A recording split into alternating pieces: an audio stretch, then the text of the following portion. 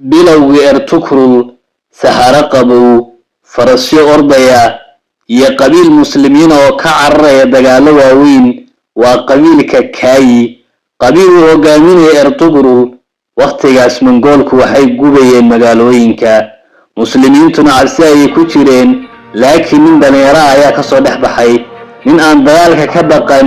magaciisu waa Ertugrul maalmaha ka mid ah isagoo ugaarsi ku jira ayuu meel fog ka maqlay qaylo iyo seefo isku dhacaya saaxiibadiisii waxay ku yiraahdeen ha aadin ha tagi waa shirqool laakiin Ertugrul wuu istaagay indhihiisa ayaa cirka eegay kadib wuxuu yidhi haddii dad dulman oo isdilaya qaar ka mida la dulminayo sideen uga aamusi karaa markaas ayuu faraskiisii kiciyey asxaabtiisiina way ka daba ordeen si ay u tagaan goobtaas laakiin markay goobta gaadheen waxay arkeen ciidamo saliibiyiin ah oo weeraraya dad muslimiin ah Ertugrul seeftiisa ayuu la baxay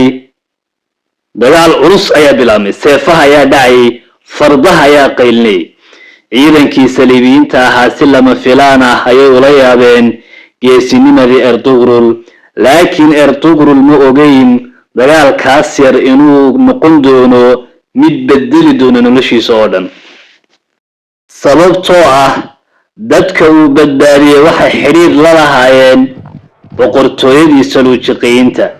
taasna waxay furtay albaab cusub